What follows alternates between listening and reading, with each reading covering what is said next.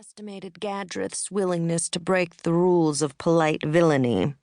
The wizard took over the Blue Palace and started executing Kihrin's family until he finally agreed to hand over the Stone of Shackles, which Kihrin did, after which point Gadrith promptly killed him. Or rather, Gadrith had Darzan kill him, sacrificing Kihrin to the demon Zaltaroth during what was no doubt stage 517 of Gadrith's great conquer-the-world plan. You'd think being sacrificed to a demon would be enough to kill Kihrin for good, right? Once again, we can thank Talon. Neither Gadrith nor Darzan realized Kihrin had been gauged while he was away.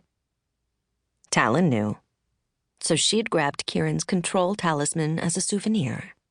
Combined with our very own Janel personally escorting Kihrin's soul to the land of peace in the afterlife, it was enough for Thane to bring Kihrin back. And that, as they say, was that.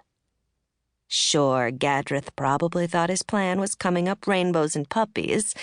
Zaltaroth had started a hell march in the capital, luring Emperor Sandus into the open.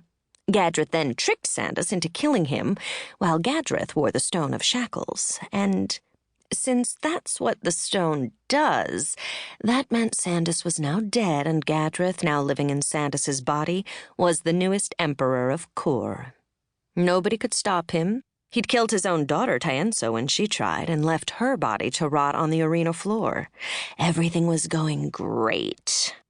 Funny how quickly your fortunes can change when you've just murdered one of the Goddess of Luck's favorite people.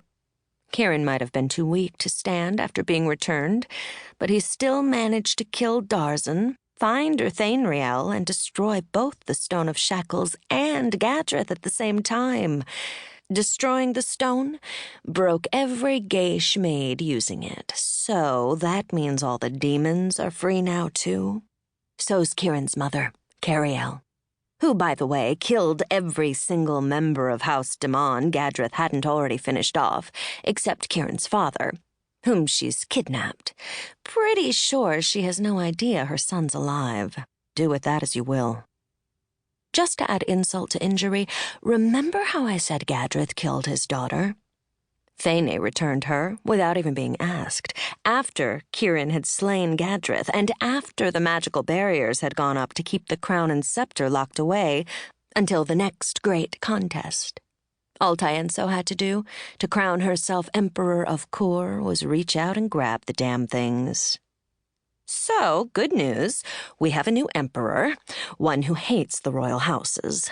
I'm excited to see where that leads. And Kihrin? Kihrin did one smart thing. He left town. I couldn't use magic to find him because of Urthainriel, but we know he headed to Jorat next, which is where the chronicle attached picks up. Happy reading. Part 1. Conversations in a Stormhouse. Jorat Dominion, Koros Empire. 2 days since Kihrin D'Mon returned to Quur. The men paused at the ramp space to shake the rain from their solly cloaks.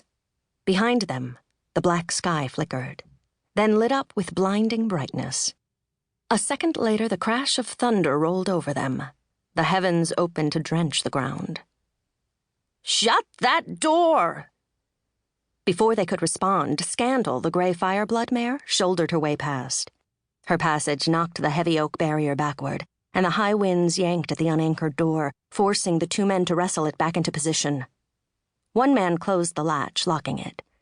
Stillness enveloped the men even as they heard the winds howl outside.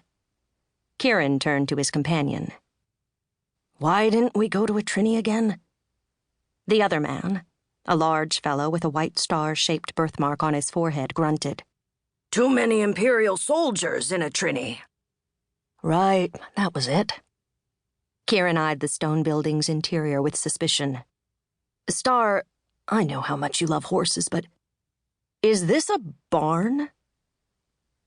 As Kihrin D'Mon walked forward, the barn opened into a broad stone-lined vault nestled into the hillside.